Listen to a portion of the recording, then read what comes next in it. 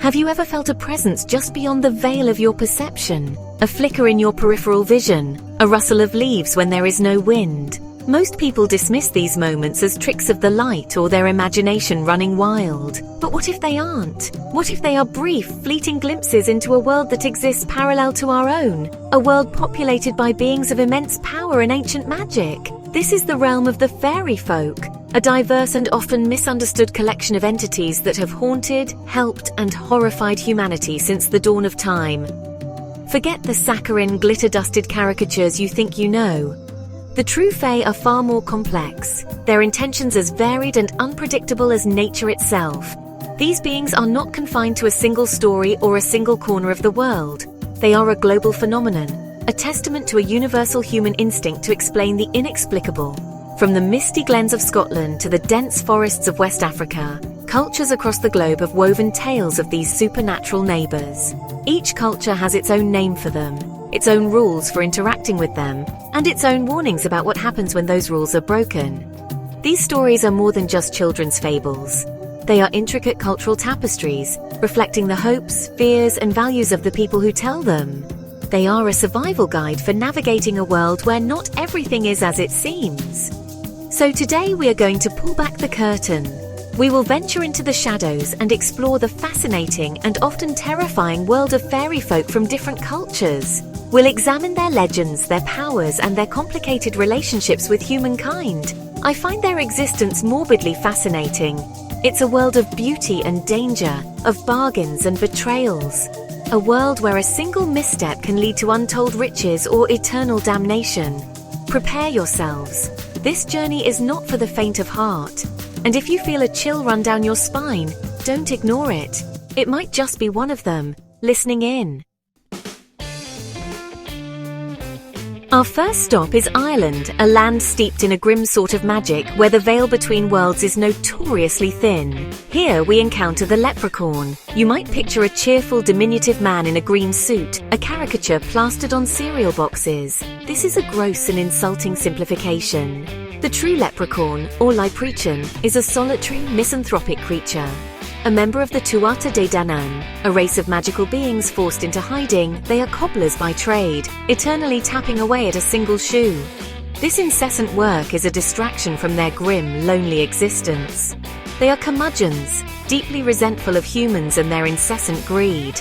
They want nothing more than to be left alone in their desolate, miserable solitude. Their famous pot of gold isn't a prize to be won, it's a burden. Its ancient treasure often spoils of forgotten wars, which they are cursed to guard. They possess an innate, almost pathological distrust of humanity, and for good reason. Humans, in their foolishness, believe they can capture a leprechaun and force him to reveal his treasure's location. This is a fatal mistake. While they are not warriors, their magic is one of trickery and illusion. They will lead you on a maddening chase through treacherous bogs and thorny thickets, exploiting your greed until you are hopelessly lost or meet a rather unpleasant end. Capturing one is said to grant you 3 wishes, but be warned, their brand of wish fulfillment is a monkey's paw, twisting your desires into curses that will plague your bloodline for generations. We now travel north, to the cold, windswept coasts of Scotland and the Orkney Islands, a place of profound melancholy. Here, the sea holds a tragic secret, the Selkies.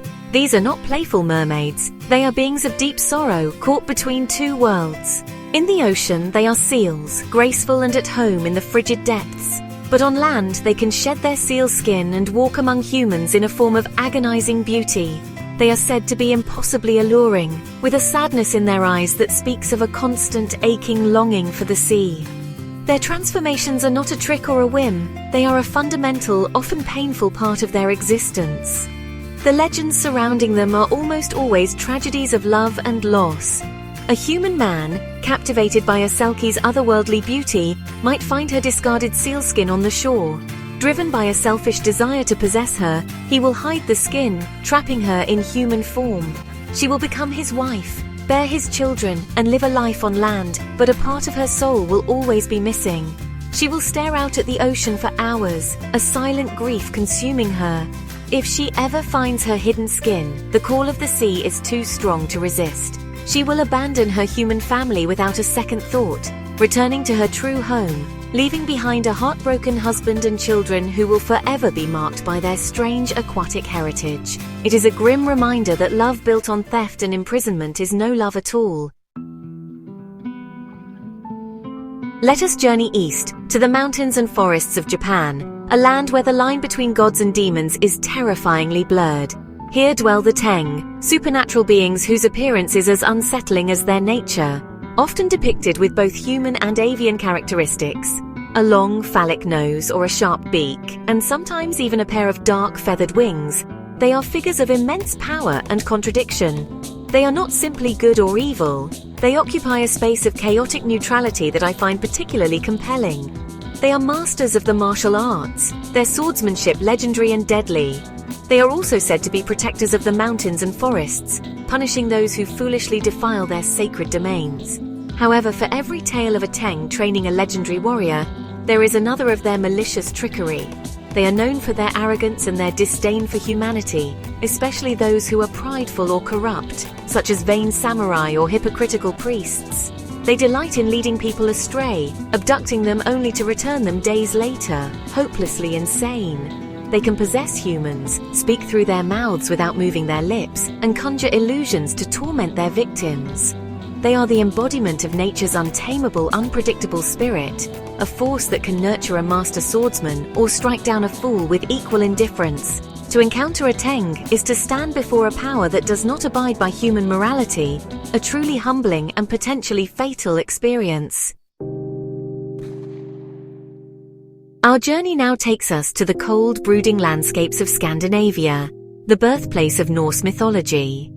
In these ancient woods and hidden valleys live the elves, or Alfar. Again, you must purge the modern, trivial image of festive helpers from your mind. The ancient elves are beings of stark duality. There are the light elves, the Ljusalfar, who are said to be fairer than the sun to look upon, dwelling in the celestial realm of Alfheimr. They are beings of creation, magic and light, associated with beauty, art, and the very lifeblood of nature. They are ethereal, distant, and generally indifferent to the trivial affairs of mortals, much like gods. Then there are the dark elves, the Dokkulfar or Svartalfar, who dwell deep within the earth in the realm of Svartalfarheimr. These beings are as dark and twisted as the caves they inhabit. They are master craftsmen, forging legendary weapons and magical artifacts, but their hearts are filled with malice and greed. They are associated with decay, misfortune, and the more sinister aspects of the natural world. Contact with either kind of elf is perilous. A human who stumbles upon their sacred groves might be cursed with disease, their livestock might wither and die, or they might be lured into a dance from which they can never escape, dancing until they collapse into dust. They embody the terrifying duality of nature, its capacity for breathtaking beauty and its potential for utter remorseless destruction. We now move into the Slavic world, into the very heart of the home, a place one might foolishly assume is safe. But every household has an unseen resident, a spirit known as the domovoi. This creature is a guardian of the home and the family that dwells within it, its spirit intrinsically tied to the hearth or the stove. Often described as a small, hairy old man, sometimes taking the form of a family pet or even the master of the house, he is a constant, invisible presence. A well-treated domovoi is a source of great fortune. He ensures the cattle are healthy, the crops are plentiful, and the household runs smoothly. He tidies up at night and wards off malevolent spirits. However, the domovoi is a creature of habit and order, and he has a particularly nasty temper. If a family is lazy, disrespectful, or constantly fighting, he becomes a poltergeist. He will hide objects, knock things over, cause dishes to break, and create unsettling noises in the dead of night, creaking floorboards, mournful sighs, and sinister whispers. His displeasure can escalate from simple mischief to genuine misfortune, causing illness or financial ruin. When a family moves, they must formally invite their domovoi to come with them, often by leaving out an old boot and saying, "Domovoi, domovoi, don't stay here, come with us." To forget this invitation is to abandon your guardian and invite endless bad luck into your new home. He is a constant demanding presence, a reminder that even your safest space is shared with something ancient and powerful. Our path now leads us to the lush tropical archipelago of the Philippines. a place teeming with a unique and vibrant mythology. Here, the forests, mountains and rivers are not empty spaces. They are kingdoms ruled by the Diwata. These beings are often compared to nymphs or fairies, but that comparison does them a disservice. They are powerful nature spirits, often depicted as stunningly beautiful, ageless beings who act as guardians of the natural world. Each Diwata is tied to a specific place: a massive balek tree, a majestic waterfall, a towering mountain. They are the soul of that place, and to harm their domain is to harm them directly. This is a mistake you will not live to regret. The Diwata are generally benevolent, or at least neutral towards humans who show proper respect. To enter their forests, one must ask permission by whispering "Tabi Tabi Po," a phrase that acknowledges their presence and asks for safe passage. Those who are respectful may be blessed with good harvests or guided safely through the wilderness. However, those who are arrogant, destructive or loud will face their wrath. They can inflict mysterious illnesses that no mortal doctor can cure, lead people astray to be lost forever, or drive them to madness. They are a potent reminder that humanity is not the master of nature, but merely a guest, and a guest must always be on their best behavior, lest they provoke their host. For our final destination, we travel to the continent of Africa, specifically to the dense forests of Dahomey in West Africa. Here we find a rare and fascinating example of a fairy folk that is almost entirely benevolent, the Aziza. These small pixie-like beings live deep within the forests, far from human settlements.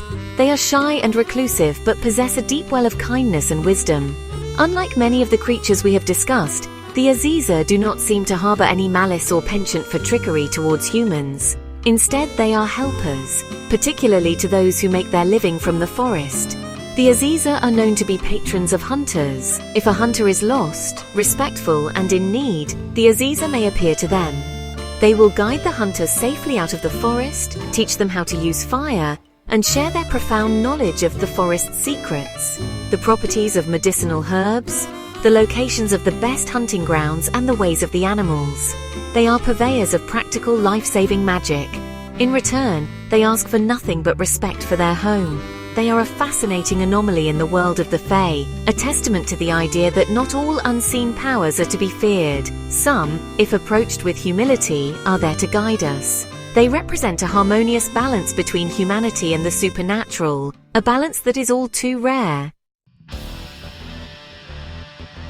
We have journeyed across the globe, from the bogs of Ireland to the forests of Dahomey, and have only scratched the surface of this hidden world. The leprechaun, the selkie, the teng, the domovoi, each is a fragment of a larger, more complex reality that hums just beneath our own. These stories are more than mere entertainment. They are cultural heirlooms, passed down through generations as warnings, explanations, and ways of understanding the world.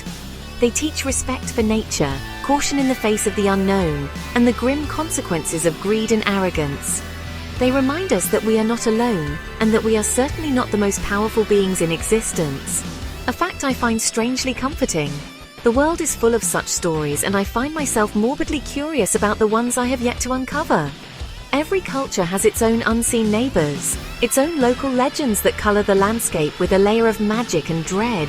Perhaps you grew up with tales of the Ijirak in the Arctic North, the shape-shifting tricksters of Inuit lore, or the Yakumama, the colossal river serpent of the Amazon. These local tales are precious, offering a unique window into the soul of a place and its people. They are threads in the vast, dark tapestry of global folklore, and each one is worth examining in excruciating detail.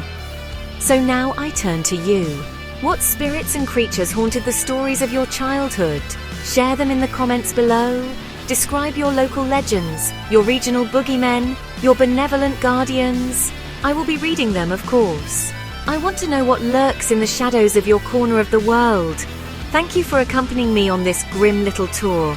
Until next time, listen to the silence between the sounds and pay attention to the movement you almost miss. You never know who or what might be watching.